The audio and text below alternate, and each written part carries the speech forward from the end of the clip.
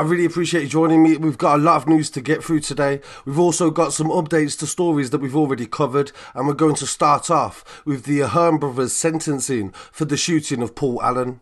This is the Scarcity Studios YouTube channel. Please don't forget to like, comment, share and subscribe. And this video is sponsored by Maurice Andrews Solicitors, Birmingham. Get in touch today for your best legal representation. Some of you may remember the shooting of Paul Allen and the story that we covered several weeks ago on the channel. If you haven't, please go and watch that video before this one to get an understanding of exactly what occurred.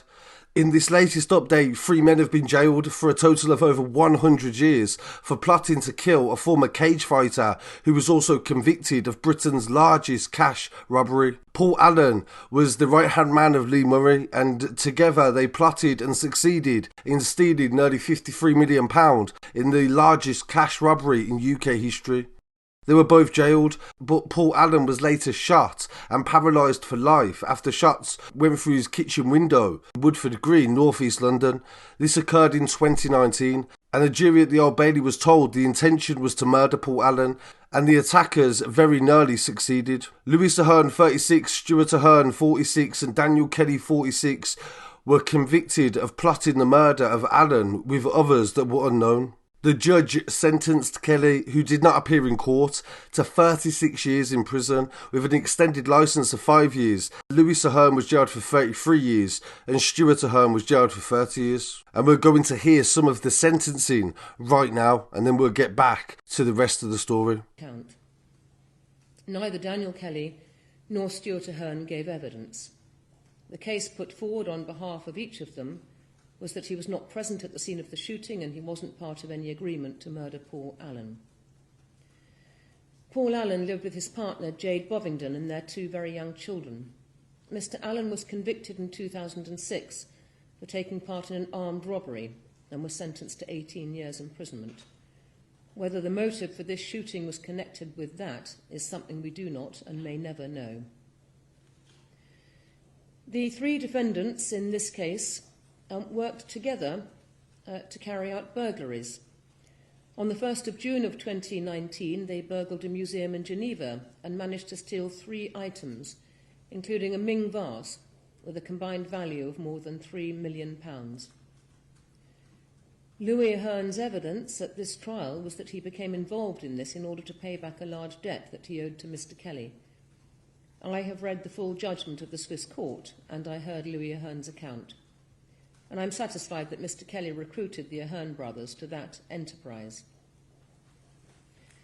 On the 27th of June of 2019, there was a reconnaissance expedition to the area where Paul Allen lived.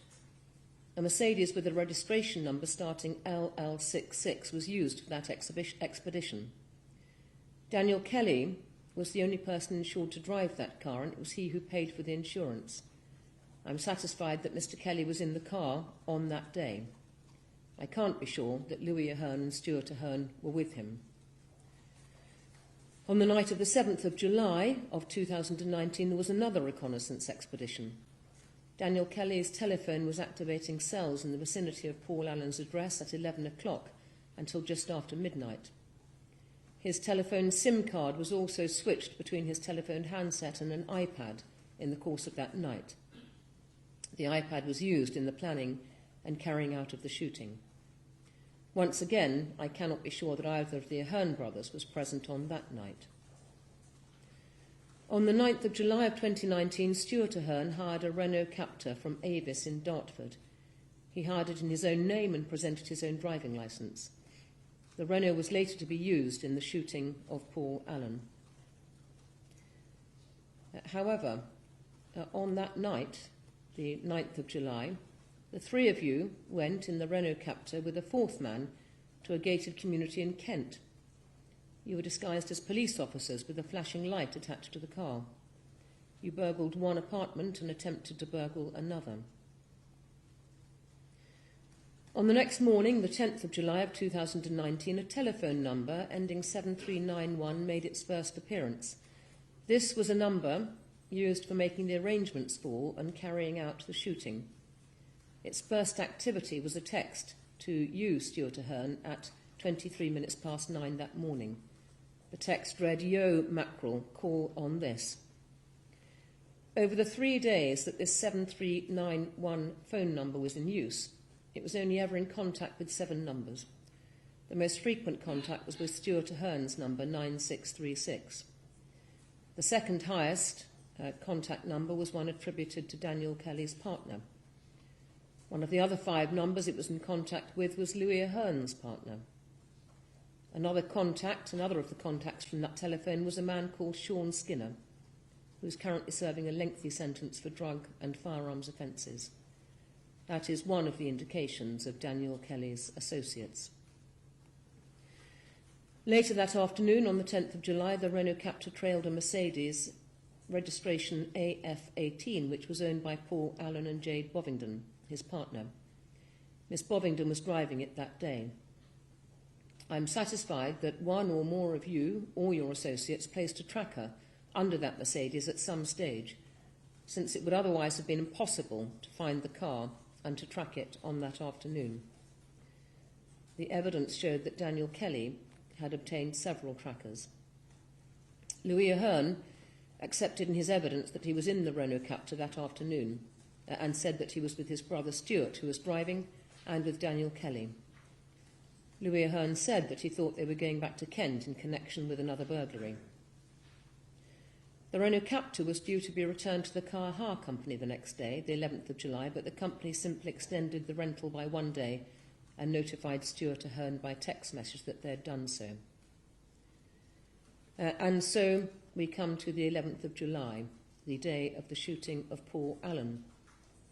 And on that morning, the same Mercedes as had been used in the 27th of June reconnaissance trip was again driven from the Woolwich area, this time at about 5:30 in the morning, to the area of Paul Allen's home address in the north.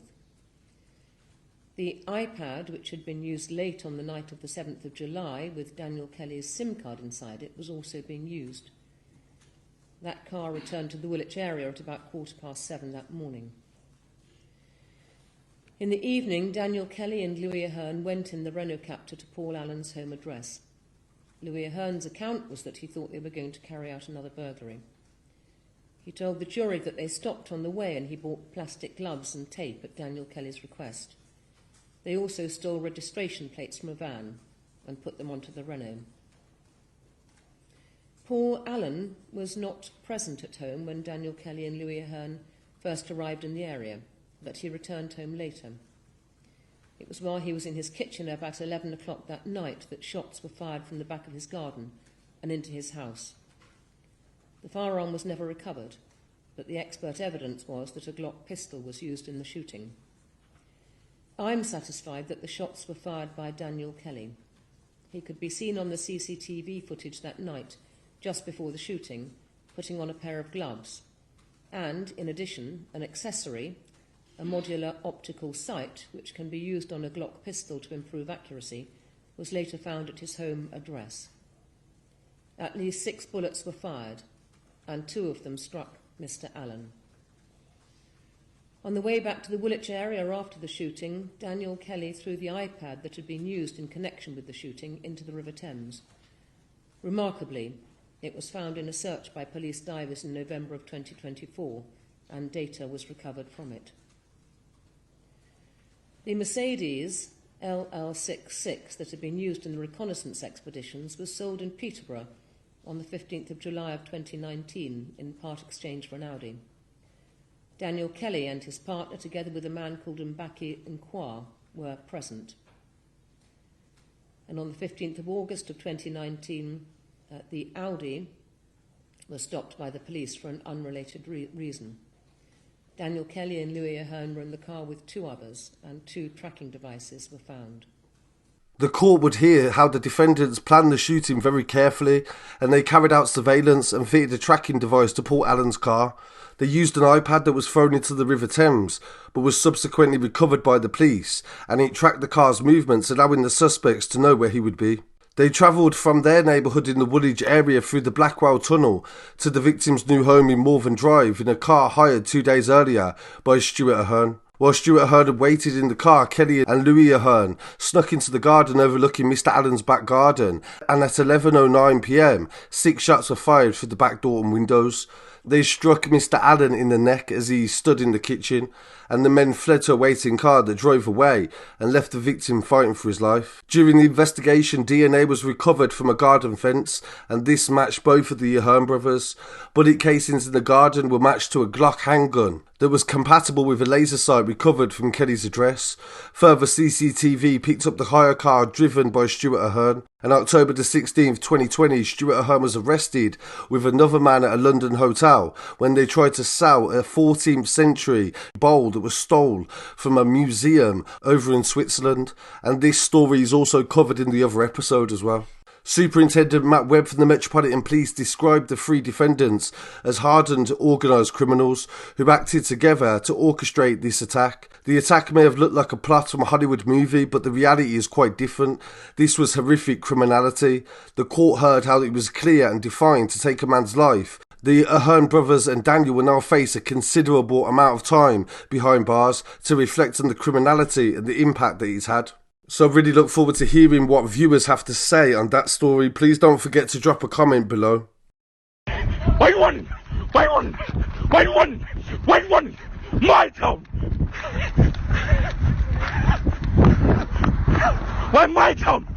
Don't hit the road then! The video you just watched is Danny Downs posting to social media, chasing down his ops. He's known to the police as Drillz51st, and he's associated to rappers such as Digger D and the west side of London. He was arrested in Kentish Town after an operation by the police because he was suspected of being involved in the shooting after his DNA was found on bullets near the crime scene. Danny would regularly post on social media about interactions with people that he had problems with, and in recent coverage by Sky News, he featured in this episode where they're discussing about the same armed response units that shot Chris Capper dead in London several years ago.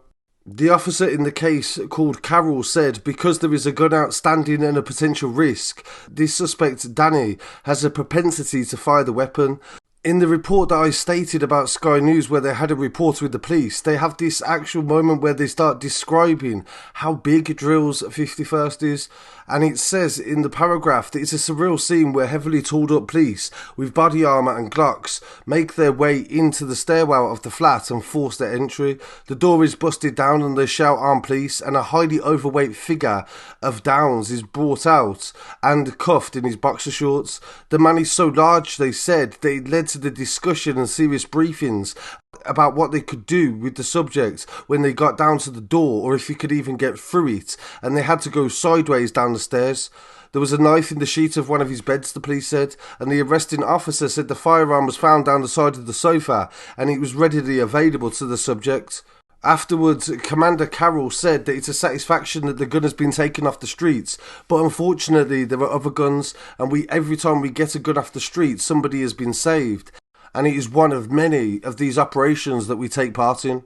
Out of 4,000 operations last year, shots were fired only once or twice, and whenever there are questions, police will always answer them. There is a balance between rigorous accountability for the officers and process of justice for the bereaved families. Downs, 23 years old, has since pled guilty to possession of a firearm with intent to cause fear of violence and possession of Class B substance. He is due to be sentenced in June. So really appreciate you joining me for these stories. I'll be back again very shortly with some more news. Don't forget to follow on Telegram, Instagram, TikTok and Twitter for the latest updates. Peace.